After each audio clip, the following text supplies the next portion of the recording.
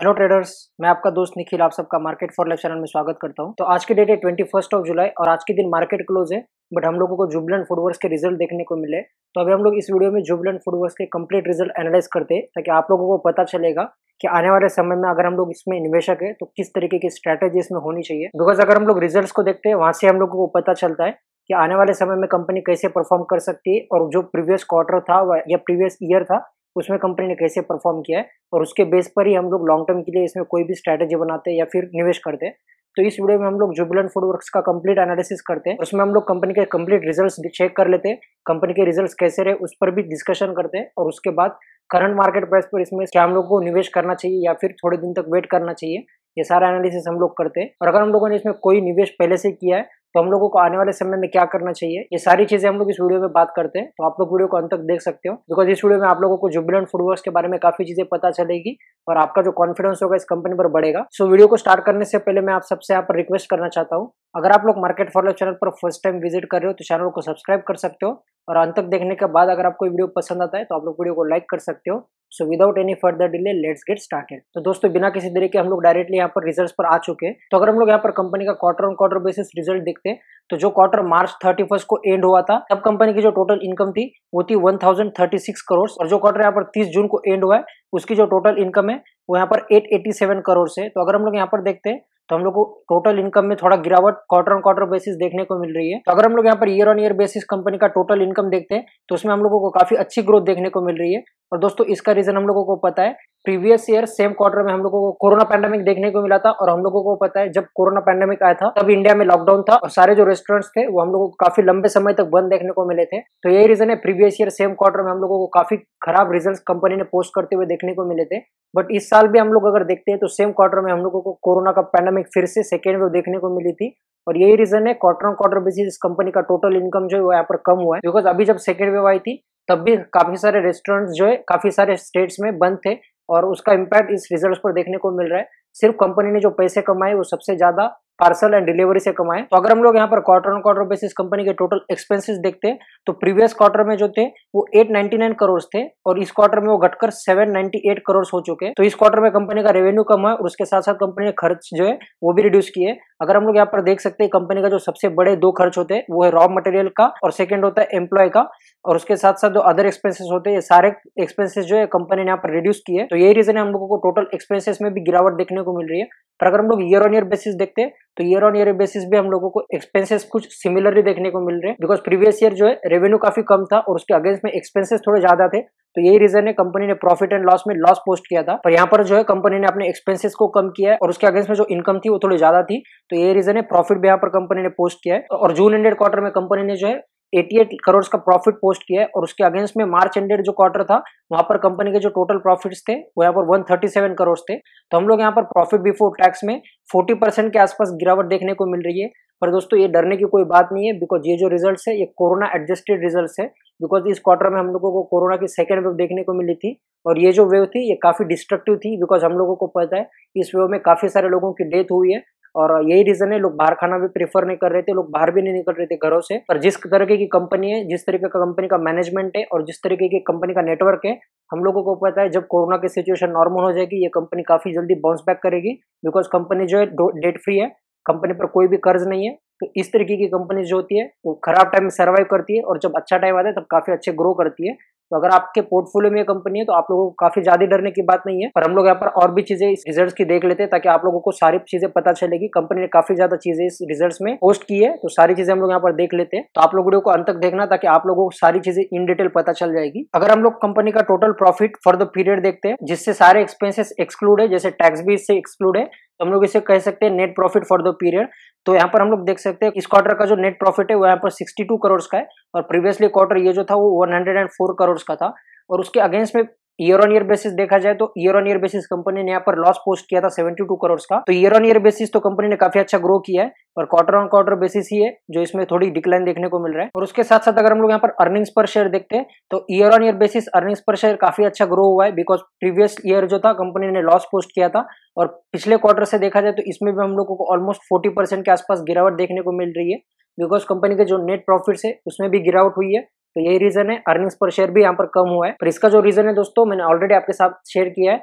तो same reason है, earnings पर शेयर में भी गिरावट हुई है। तो इस रिजल्ट की खास बात ये भी है दोस्तों कि कंपनी जो है अपने प्रॉफिट्स के लिए काफी कुछ करती है और इन्वेस्टर्स के पैसों को ये कंपनी काफी अच्छे से यूज करती है। बिकॉज अगर आप लोग इस पॉइंट को पढ़ते हो तो यहाँ पर कंपनी ने कंप्लीटली मेंशन किया है कि कंपनी ने जो है काफी जगह पर रेंट नेगोशिएशन किया है, ताकि कोरोना का जो इम्पैक्ट हुआ था उससे इनके काफी सारे स्टोर्स जो बंद थे, तो कंपनी ने अपने ओनर्स के साथ रेंट नेगोशिएशन किया है और काफी सारा उनको सक्सेस भी मिला है और कंपनी ने जो है यहाँ पर काफी ज्यादा रेंट भी यहाँ पर बचाया है। तो हम लोग देख सकते हैं कंपनी अपने इन्वेस्टर्स के लिए, अपने कंपनी को ग्रो करने के लिए काफी चीजें यहाँ पर करती है, तो ये कंपनी के लिए काफी अच्छी बात है। और यहाँ पर अगर आप लोग फोर्थ पॉइंट पढ़ते हो, यहाँ पर क्लियरली मेंशन किया है, the COVID situation across the country affected the normal dining operations of the restaurants resulting in lower sales और however the company has taken various measures to protect profit margin. तो इससे एक बात पता चलती है, इस क्वार्टर में कोरोना की सिचुएशन काफी खराब थी और इसका इम्पैक्ट बिजनेस पर पड़ा है, और इस कंपनी ने जो है काफी इनिशिएटिव लिए ताकि उनकी प्रॉफिट मार्जिन जो है वो खराब ना हो, हर तरह के ऑप्शंस लेकर आती है ताकि उनके जो प्रॉफिट मार्जिन हो गए उस पर कोई इम्पैक्ट ना हो। तो सेम थिंग हम लोगों को जुबिलेंट फूडवर्क में भी देखने को मिल रही है। और दोस्तों रिजल्ट में मुझे और एक चीज काफी इंटरेस्टिंग लगी, अगर आप लोग यहाँ पर देखते हो तो कंपनी जो है अपने एम्प्लॉयज का भी काफी ज्यादा ध्यान रखती है, बिकॉज कंपनी ने जो है अपने एम्प्लॉयज पर यहाँ पर 5 करोड़ रुपीस खर्च किए कोरोना सिचुएशन में। बिकॉज कंपनी के जो एम्प्लॉयज है, उनके एसोसिएट्स है और उनके रिलेटेड फैमिलीज भी है, उनको कंपनी ने कोरोना पैंडेमिक में काफी ज्यादा हेल्प की है। बिकॉज दोस्तों कंपनी के जो एम्प्लॉयज होते हैं, उनके एसोसिएट्स होते हैं और उनकी जो फैमिलीज होती है, उनको भी कोरोना कहीं ना कहीं हुआ होगा और उसका जो खर्च है ये कंपनी ने किया है और उस पर कंपनी को 5 करोड़ का खर्च हुआ है। और दोस्तों ये जो खर्च है ये वर्थ खर्च है, बिकॉज अगर कंपनी के एम्प्लॉयज खुश रहेंगे तभी कंपनी की ग्रोथ होगी। तो ये चीज मुझे काफी अच्छी लगी, यही रीजन है मैंने इसको भी इस वीडियो में मेंशन किया है। और दोस्तों आप भी कमेंट बॉक्स में बता सकते हो क्या आपको लगता है हर कंपनी ने इस तरीके के इनिशिएटिव्स लेने चाहिए, ताकि अगर उनके एम्प्लॉयज खुश हो गए तभी कंपनी की ग्रोथ होगी। तो अगर आपको सेम थिंग लगती है तो आप लोग उसको कमेंट बॉक्स में लिख सकते हो। और यहाँ पर अगर हम लोग रिजल्ट को इन शॉर्ट पढ़ लेते हैं तो revenue from operation at 8790 million, जो कि ईयर ऑन ईयर बेसिस 131% ज्यादा है, और उसका जो एबिटा निकल कर आ रहा है वो 2115 मिलियंस का है और एबिटा मार्जिन जो है वो 24% का है, और प्रॉफिट आफ्टर टैक्स जो है वो 626 मिलियन रुपीज में और उसके जो प्रॉफिट मार्जिन है वो 7.1% है। हम लोगों को पता है इस बिजनेस में जो प्रॉफिट मार्जिन है वो थोड़े कम होते हैं, तो ये रीजन है यहाँ पर भी प्रॉफिट मार्जिन 7.1% की है। और एक इंपॉर्टेंट चीज अगर हम लोग यहाँ पर देखते हैं तो कंपनी ने जो है इस क्वार्टर में 29 न्यू स्टोर्स ओपन किए despite the ground disruption caused by the second wave of कोविड-19।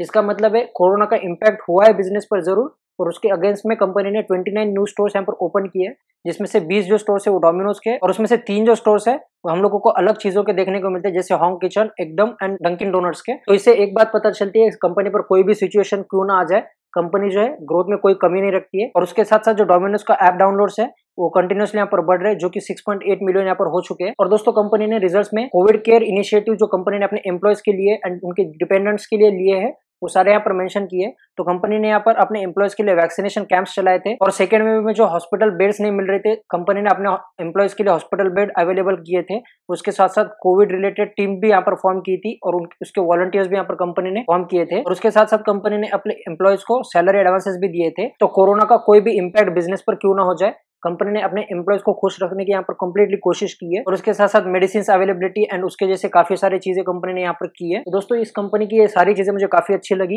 यही रीजन है मैं इस वीडियो में सारी चीजों को इंक्लूड कर रहा हूँ। अगर आप लोगों को ये चीजें पसंद ना आ रही हो तो आप लोग वीडियो को थोड़ा थोड़ा स्किप कर सकते हो। तो अगर हम लोग यहाँ पर देखते हैं तो कंपनी का जो टाउन एंड सिटी में टोटल कवरेज है तो यहाँ पर वो पहले काफी कम था, 288 टू 81 के आसपास था, पर अगर हम लोग यहाँ पर देखते हो तो इस क्वार्टर में वो बढ़कर 298 हुआ है। इसका मतलब है कंपनी ने 298 डिफरेंट सिटीज एंड टाउन्स में अपना नेटवर्क बढ़ाया है। तो इससे एक बात पता चलती है प्रीवियस क्वार्टर से कंपनी अभी 5 न्यू टाउन्स में एंटर कर चुकी है, बिकॉज प्रीवियस क्वार्टर में जो था ये 293 का था और अभी वो बढ़कर 298 हो चुका है।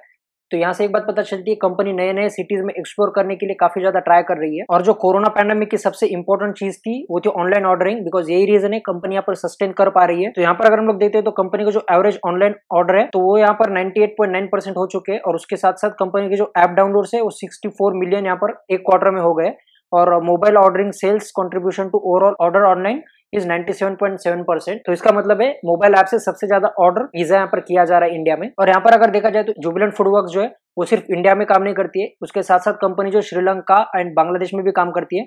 तो कंपनी के श्रीलंका में टोटल 28 स्टोर्स हो चुके हैं, बांग्लादेश में जो है वो 7 स्टोर्स हुए। तो यहाँ पर अगर देखते हैं तो इस पे भी काफी ग्रोथ की अपॉर्चुनिटी आने वाले समय में। और उसके साथ साथ कंपनी ने श्रीलंका के बिजनेस में इस क्वार्टर में 5 करोड़ खर्च भी किए ताकि वहां पर भी कंपनी जो है न्यू स्टोर्स ओपन करे। यहाँ पर भी देख सकते हैं कंपनी ने 2 नए स्टोर्स श्रीलंका में ओपन किए और उसके साथ साथ बांग्लादेश में भी 2 नए स्टोर्स यहाँ पर ओपन किए। तो अगर देखा जाए तो कंपनी आने वाले समय में यहाँ पर काफी ज्यादा और भी स्टोर्स ओपन करेगी और उसके भी फोटोज कंपनी ने यहाँ पर मेंशन किए हैं। और दोस्तों कंपनी के रिजल्ट में और एक इंपॉर्टेंट चीज होती है, वो होती है कंपनी के मैनेजमेंट की जो कमेंट्री होती है वो चीज। तो हम लोग यहाँ पर पढ़ लेते हैं कंपनी के मैनेजमेंट का क्या मानना है। तो कंपनी के मैनेजमेंट में यहाँ पर कहा है Q1 fiscal year 2020 was one of the most challenging quarters with the sudden onslaught of second wave of pandemic. Given the severity of the situation, our most important priority during the quarter was to support our employees and their families. We are extremely proud of manner in which the team came together to deliver a strong and resilient performance. With the vaccination well underway, we believe that the worst is behind us and we are confident to deliver strong sustainable growth in the period ahead. इसका मतलब क्या है, company का जो management है उन्होंने previous quarter में सबसे ज्यादा फोकस जो किया है वो एम्प्लॉयज एंड देयर फैमिली पर किया है, बिकॉज उनके एम्प्लॉयज को उन्होंने काफी ज्यादा खुश रखने की कोशिश की है। उसके साथ साथ कंपनी के मैनेजमेंट का मानना है जो सारी खराब चीजें होनी थी वो प्रीवियसली हो चुकी है, इसके बाद जो होगा वो सब अच्छा होगा इस कंपनी के लिए और कंपनी जो है काफी अच्छे से यहाँ पर ग्रोथ होगी। तो यहाँ से एक बात पता चलती है कंपनी का जो मैनेजमेंट है वो काफी पॉजिटिव है इस कंपनी के बारे में और आने वाले समय के बारे में। तो यही चीजें होती है जो इन्वेस्टर्स को सबसे पहले पता होनी चाहिए और उसके ऊपर बिलीव भी होना चाहिए। और अगर आप लोगों का इस मैनेजमेंट पर बिलीव है तो आप लोग आने वाले समय में इस कंपनी में निवेश भी कर सकते हो। तो दोस्तों ओवरऑल रिजल्ट की बात की जाए तो quarter on quarter basis company का रिजल्ट जो है वो थोड़ा डिक्लाइन हुआ है, per year on year basis उसमें काफी अच्छी ग्रोथ हुई है। तो हम लोग आने वाले सेशन में देखते हैं कि कंपनी के जो रिजल्ट है उस पर मार्केट कैसे रिएक्ट करता है। हो सकता है मार्केट यहाँ पर स्टेबल रहे, बिकॉज जिस तरीके के रिजल्ट्स आए यहाँ से थोड़ी गिरावट संभव है, बिकॉज रिजल्ट्स में जो है थोड़ा डिक्लाइन आया है। तो आने वाले सेशन में हम लोग देखते हैं उसके बाद ही कोई भी डिसीजन इस कंपनी में लेंगे। और अभी हम लोग यहाँ पर चलते हैं कंपनी के प्रीवियस डे परफॉर्मेंस की तरफ और देखते हैं प्रीवियस डे इस कंपनी में क्या हुआ था। तो अगर यहाँ पर प्रीवियस ट्रेडिंग सेशन में अगर कंपनी का परफॉर्मेंस चेक करते हैं तो स्टॉक यहाँ पर 0.35% नेगेटिव में क्लोज हुआ था और उसके साथ साथ जो स्टॉक की क्लोजिंग प्राइस है वो 3072 पर है और स्टॉक ने यहाँ पर दिन में काफी ज्यादा लो लगाया था 3023 का, पर स्टॉक वहां से काफी ज्यादा रिकवर हो चुका है और उसके बाद स्टॉक का जो दिन का हाई था वहां पर 3096 का था। तो स्टॉक जहां पर ओपन हुआ था वहां से स्टॉक ने ऊपर जाने की कोशिश की थी, पर वहां से सेलिंग प्रेशर आ गया और स्टॉक काफी ज्यादा गिर गया। इसका रीजन है हम लोगों को उसी ट्रेडिंग सेशन में निफ्टी में भी बड़ी गिरावट देखने को मिली थी, तो ये रीजन है स्टॉक में भी गिरावट हुई थी। और जब सेशन खत्म होते होते निफ्टी में रिकवरी आ गई, इस स्टॉक में भी हम लोग को रिकवरी देखने को मिली थी। अगर हम लोग यहाँ पर 20 जुलाई की टोटल ट्रेडेड क्वांटिटी देखते हैं वो है 3,12,000 और उसमें से 1,15,000 शेयर्स की डिलीवरी उठाई गई है जो कि परसेंटेज में 36.98% है। तो अगर इस डिलीवरी परसेंटेज को देखा जाए तो ये काफी अट्रैक्टिव डिलीवरी परसेंटेज नहीं है, सिर्फ 37% के आसपास डिलीवरी उठाई गई है। और दोस्तों इसका रीजन जो था वो था इस कंपनी के रिजल्ट्स आने वाले थे और रिजल्ट से पहले काफी लोग डिलीवरी में माल नहीं उठाते, बिकॉज हो सकता है कंपनी के रिजल्ट्स किसी भी तरह के आ सकते हैं और अगर रिजल्ट्स खराब आते हैं तो गैप डाउन ओपनिंग भी हो सकती है और उसके बाद वो जो लोग जिन्होंने डिलीवरी में शेयर्स उठाए वो लॉस में भी यहाँ पर रह सकते हैं। तो ये रीजन है रिजल्ट से पहले कम डिलीवरी परसेंटेज काफी स्टॉक्स में हम लोग को देखने को मिलता है और ये रीजन है यहाँ पर भी कम डिलीवरी परसेंटेज देखने को मिला था। तो आने वाले ट्रेडिंग सेशन जो होगा इस कंपनी के लिए काफी इंपॉर्टेंट होगा, बिकॉज जिस लेवल पर स्टॉक ट्रेड कर रहा है वो भी मोस्ट इंपॉर्टेंट लेवल है। तो वो देखने के लिए हम लोग चार्ट्स पर चलते हैं और वहां पर थोड़ा टेक्निकल एनालिसिस करते हैं। तो दोस्तों अभी हम लोग यहाँ पर आ चुके हैं जुबिलेंट फूडवर्क्स के 1 डे चार्ट्स के ऊपर और जिस लेवल पर स्टॉक ने कल के दिन लो लगाया था वो मोस्ट इंपॉर्टेंट सपोर्ट इस स्टॉक के लिए था। तो अभी हम लोग यहाँ पर हॉरिजॉन्टल लाइन ड्रॉ करते हैं ताकि आप लोगों को वो लेवल्स काफी अच्छे से याद रहे। तो अगर हम लोग यहाँ पर देखते हैं तो ये जो लेवल था 3020 के आसपास वो यहाँ पर देख सकते हैं प्रीवियसली एज अ रेजिस्टेंस का काम कर रहा था और जब स्टॉक उसके ऊपर निकल गया तो उसके बाद same level as a support काम कर रहा है। तो प्राइस एक्शन के हिसाब से स्टॉक काफी अच्छा परफॉर्म कर रहा है। तो अगर आने वाले ट्रेडिंग सेशन में स्टॉक यहाँ पर 3020 को ब्रेक करता है तो आप लोगों की अगर इसमें कोई भी लॉन्ग पोजीशन शॉर्ट टर्म के लिए थी तो आप लोग उससे एग्जिट कर सकते हो, बिकॉज अगर इस लेवल का ब्रेकडाउन होता है तो स्टॉक में फर्दर गिरावट हो सकती है और स्टॉक हम लोगों को काफी नीचे भी आता हुआ देखने को मिल सकता है। तो उसका जो नेक्स्ट सपोर्ट लेवल होगा वो हम लोग यहाँ पर 2920 पर देख रहे हैं। तो अगर स्टॉक यहाँ से नीचे आता है तो यहाँ पर स्टॉक 2920 के आसपास आ सकता है और अगर यहाँ से फर्दर गिरावट होती है तो स्टॉक में इंपॉर्टेंट सपोर्ट ऐसा कोई है नहीं, तो स्टॉक हो सकता है यहाँ पर 2810 के आसपास भी आ जाए। तो अगर आने वाले ट्रेडिंग सेशन में स्टॉक इस लेवल को ब्रेक करता है तो आप लोग इसमें शॉर्ट पोजीशन इनिशिएट कर सकते हो और आपके जो नीचे के लेवल्स हो गए ये मैंने यहाँ पर 2 लेवल्स ड्रॉ किए हैं। तो आप लोग 2920 का फर्स्ट टारगेट एंड 2810 टू 8 के आसपास सेकंड टारगेट ले सकते हो अगर स्टॉक इस लेवल को ब्रेक करता है। और अगर स्टॉक इस लेवल को सस्टेन करता है और आपकी कोई लॉन्ग की पोजीशन ऑलरेडी हो या फिर आप लोग बनाना चाहते हो तो आपका जो सबसे पहला टारगेट होगा वो आप लोग यहाँ पर 3185 के आसपास ले सकते हो और अगर स्टॉक इस लेवल को ब्रेक करता है तो आपका जो सेकंड टारगेट होगा तो आप लोग यहाँ पर 3300 के आसपास ले सकते हो।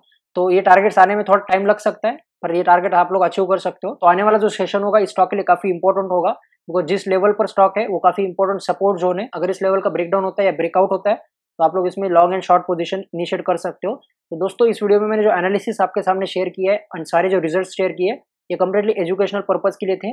आप लोगों को रिजल्ट को देखने के बाद जो इंटरप्रिटेशन बनता है, आप लोग इसके अनुसार कोई भी इसमें एक्शन ले सकते हो। तो अगर आप लोगों को एनालिसिस वीडियो पसंद आया हो तो आप लोग वीडियो को लाइक कर सकते हो और इसी तरीके के क्वालिटी कंटेंट को सबसे पहले एक्सेस करने के लिए मार्केट फॉर लाइफ चैनल को सब्सक्राइब कर सकते हो। सो थैंक यू एंड जय हिंद।